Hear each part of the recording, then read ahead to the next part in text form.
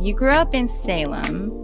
If you could give a tour for your friends around Salem, what is the one place that you would take them that brings you joy?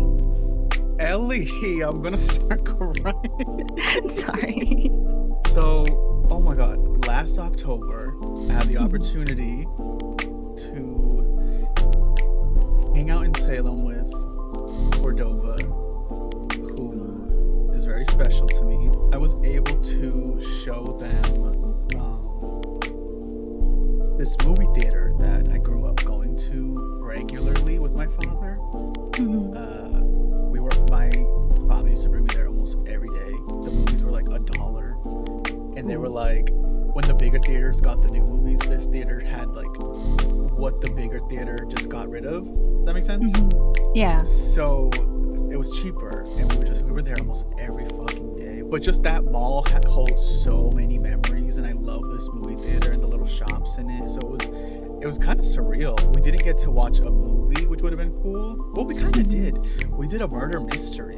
Oh, so it's still active, right? Yeah. Okay. Yes, for sure. That's good. Murder, She Wrote, I think we watched, and I got first place. Duh. Nice. I was just kidding. But it was a lot of fun. It was a really special day and moment for me, for sure. Oh, that's so sweet. Me trying not to cry. Flashback to the first time you're doing full face makeup. What are we wearing and how do we feel? If y'all could only see what the fuck I looked like when that happened. I wish. All I remember. Okay, so we know I worked at Sephora for 10 years. Sorry, like 8 maybe. And a kitty. I had zero knowledge of makeup, and they would give us like free shit. I was working on the fragrance wall, and I still would get makeup in my gratis. So I would go home and like try things out. When I finally had a piece of everything that I thought like a full face would need, I remember just being like, just try it. Just do it. Right. Just do it. I remember I think my first ever foundation was Kat Von D Locket. Ooh, Dumb iconic. bitch. Iconic. Yeah, products. right. It's an iconic product. Let's make that clear. Hella caked on my face. Crazy. Yeah. My eyeshadow, crazy. I think my first eyeshadow palette that they gave me was a Marc Jacobs little like 5-pan. And then I think I also had a Marc Jacobs like red lipstick. Okay. And maybe like a Too Faced bronzer. So I like put them all on and was just feeling the fantasy with my little Snapchat filters. Oh, yes. As you should. As I should. But at that stage, obviously the very beginning, I wasn't thinking of drag. I didn't even like watch drag. I didn't pay attention to drag. I was just focused on being better for this job. More like product knowledge and how things go on. Yeah. It was like fully researched. Like I didn't care about makeup, but it definitely like, it was like, come here, bitch. Come Yeah, here. there's like something We're underneath waiting that for was you. like, ooh, Yes, no, honestly. let me out, you know? That's crazy. As a fellow dog parent, what are some of your favorite Leo memories? My favorite story to tell with him is when I first laid eyes on him. No, don't make that face. I was terrified. Leo I'm gonna get eaten. Full of energy. He was 2 years old, running around with the Chihuahua. That was like his best friend, rolling around with him. I was like, what the fuck did I just sign up for? But I could tell he was such a sweet boy. But that first moment is for sure my favorite memory. What is a song from your playlist as a teen or as a young adult, like in your 20s, that best describes who you are now as a person? Okay. Willa Ford, I Want to Be Bad? I don't know. I don't think I have an answer for that because I used to just listen to Britney, Christina, Mandy Moore, Jessica Simpson. they were talking about chasing boys. Like, I mean, the shoe does fit, but nothing really. What is one defining moment in your life that you carry with you to this day? Sarah, I'm not even joking. I just got full body chills because I know that moment and it tears me up every time I think about it. It's okay that you asked, but it just rips me to pieces. It's a moment that drastically changed my life. I went from living with my father, as a lot of people know, for about 12, 13 years. Only knowing him, only knowing our routine of survival, and then I was thrown into living with my mother, who was an alcoholic, a drug dealer, and just like not a great person.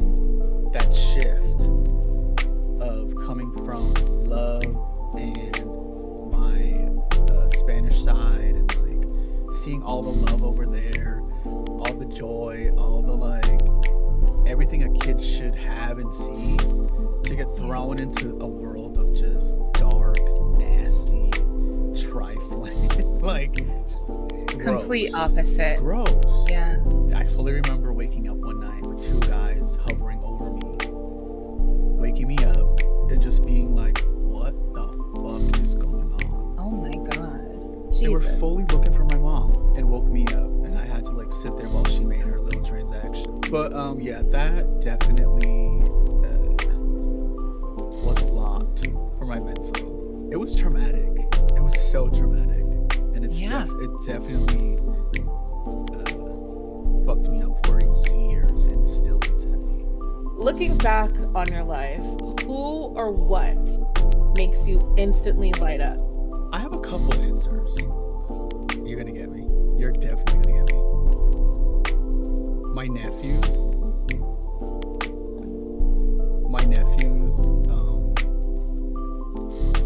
I was there. Like I say I helped raise them because I was always there.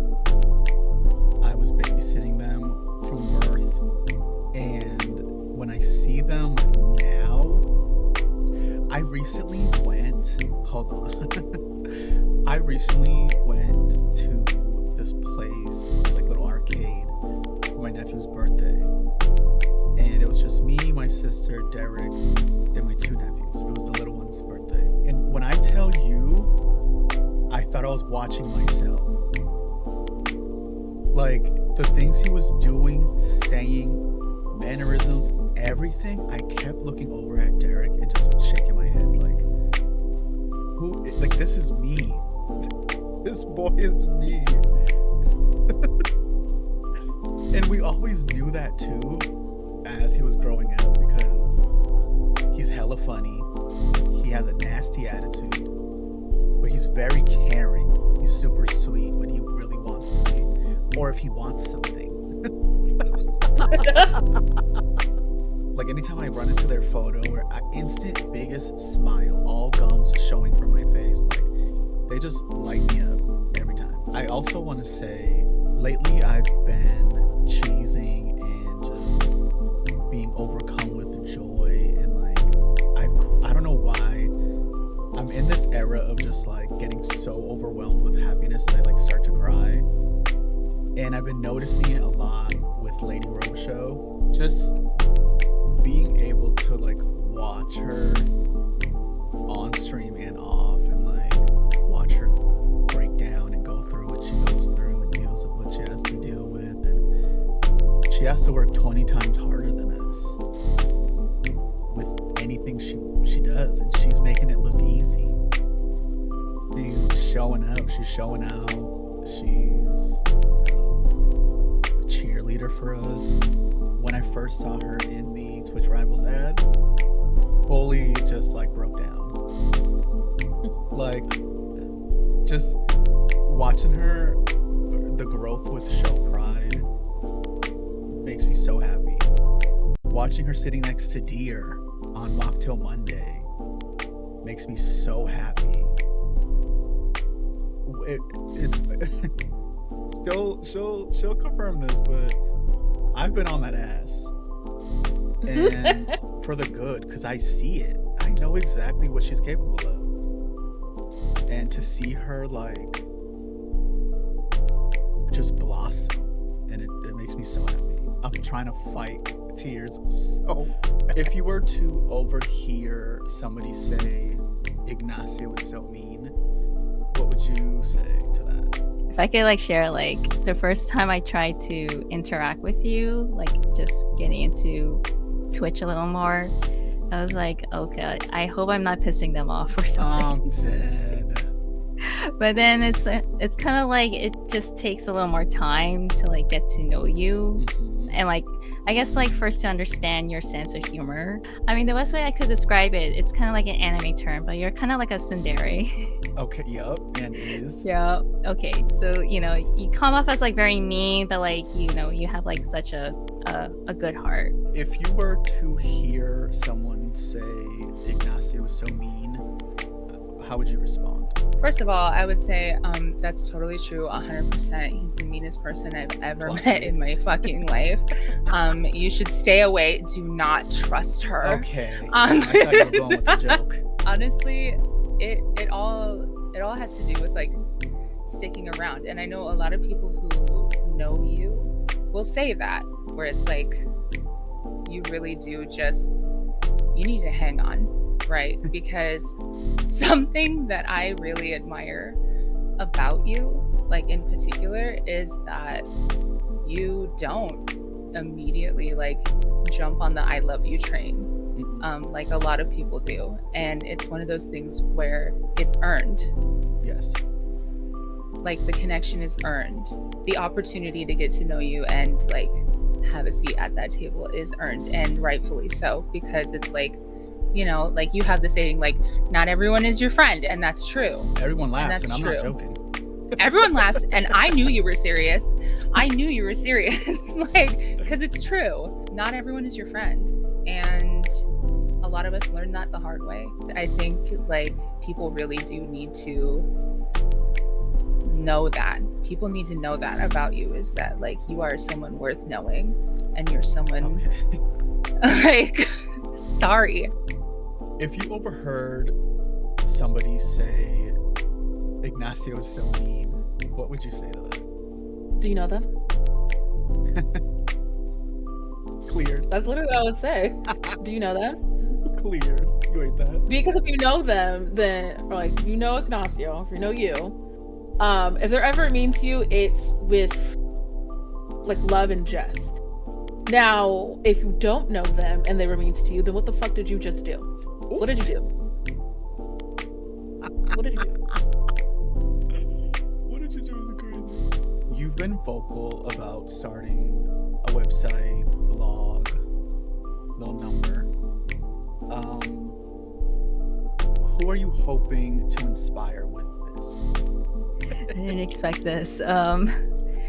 I mean, I do have a blog already, but it's kind of more for like my other work, but I wanted something specific for content creating, because I do sim stuff, and I also want to talk more about like, my process, but also like share daily stuff, things about streaming I don't get to talk about as much on stream. Once it's there, I'll share with everybody, and I look forward to everyone seeing We look forward who I am.